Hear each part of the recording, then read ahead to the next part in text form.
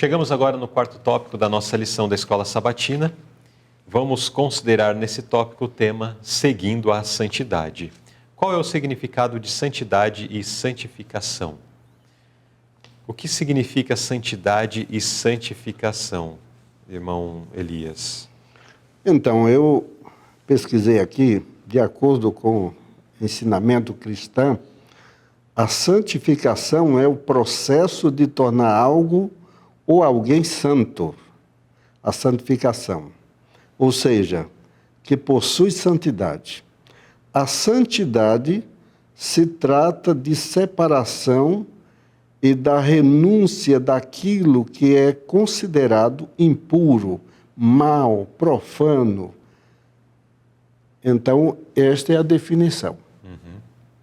A santificação, ela é o processo, né, que é trabalhado em nós para alcançarmos ser de santo, né, o caráter de Deus.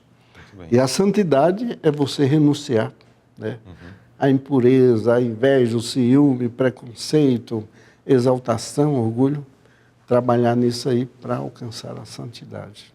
Então podemos dizer que a santificação é o processo e a santidade é o objetivo fim, né? Objetivo fim.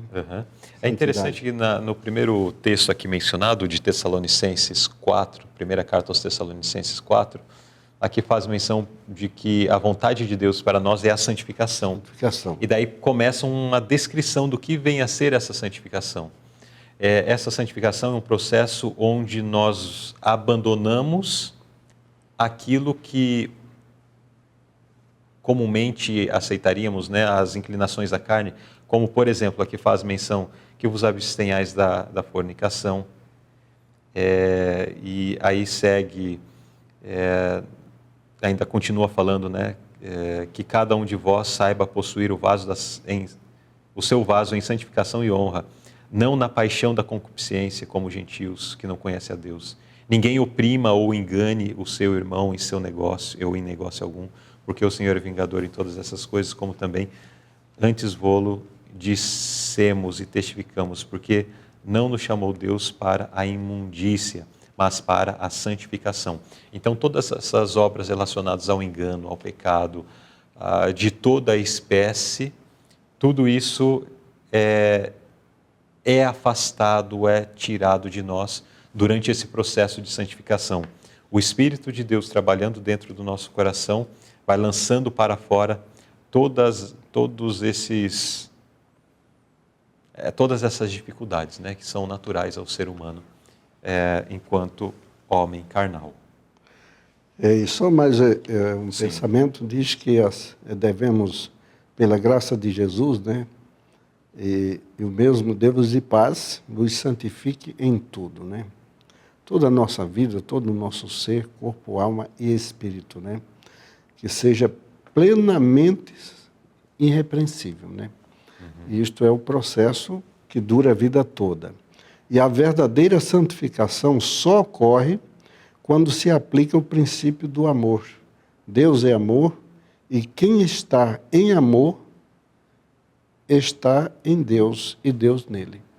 Então, o princípio da santificação é um processo que realmente nos leva a uma renúncia do mal, a renúncia do pecado, aquilo que nos rodeia, né, de todas as formas, mas este princípio deve ser movido pelo amor. O amor de Deus deve movimentar o nosso ser. Olha, e aí tem um texto também, Ele nos amou primeiro, né? Mas Ele nos amou primeiro e por isso que eu amo, né? Então recebo este amor de Deus para poder prosseguir no processo da santificação, do crescimento, né? Isso. E além de ser tirado da nossa vida aquilo que é mal, em seu lugar também é implantado, e será visto em nossas atitudes, né? Características boas, né? Como diz aqui uma frase da nota.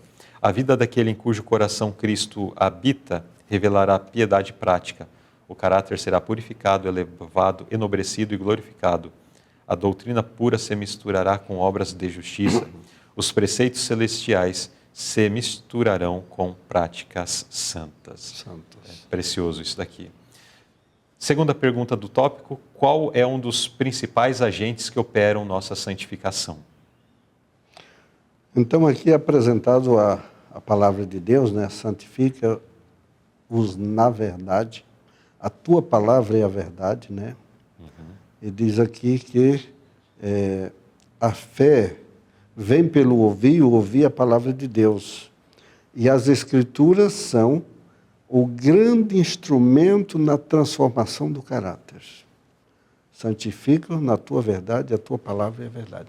Então, a palavra de Deus é uma carta, né? É uma mensagem divina, podemos dizer, é Deus falando conosco, o que devemos fazer, como devemos agir, como deve ser a atitude, as atitudes do cristão, as suas maneiras, enfim, é a carta de Deus que vai falar para nós. Então,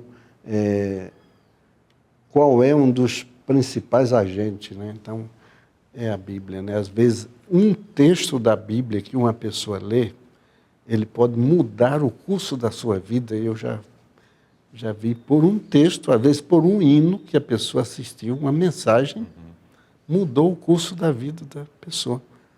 Inclusive, tivemos na cantata aqui do Trio Ecos Divino, né?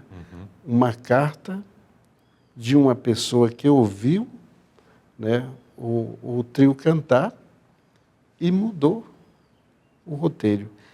E algumas atitudes também, alguns pensamentos planos que o Ecos Divino tinha em mente, quem assistiu lá, tinha um plano, né? Olha, estava meio com dificuldade. Ao receber esta carta, eles também mudaram de plano. Disseram, não, nós não podemos deixar de fazer esse trabalho. Sim. Como é poderoso o testemunho da palavra de Deus. Com certeza. E podemos dizer, é um princípio, né? É um dos princípios, né? Agente que opera em nós. E devemos estudar a palavra de Deus com nossa família, orar com os irmãos, com nossos vizinhos, nossos amigos, distribuir a palavra de Deus, compartilhar, né? Muito bem vai fazer para todos. Isso. Então, se é um agente primordial, um dos agentes primordiais aí para a nossa santificação, e hoje a palavra de Deus está muito acessível, né?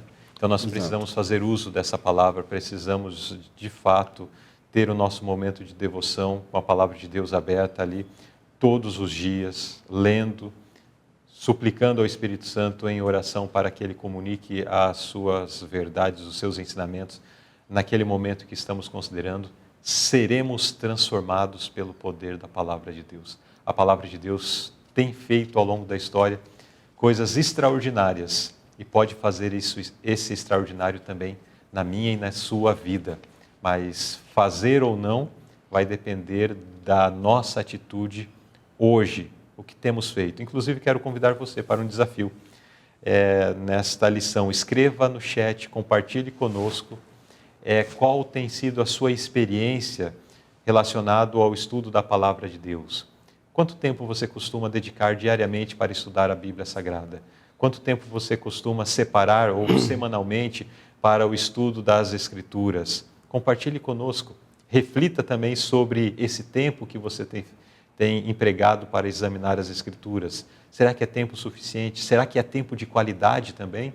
Porque às vezes nós deixamos para estudar a palavra de Deus, para ler as Escrituras, num momento apertado ali entre uma preocupação e outra.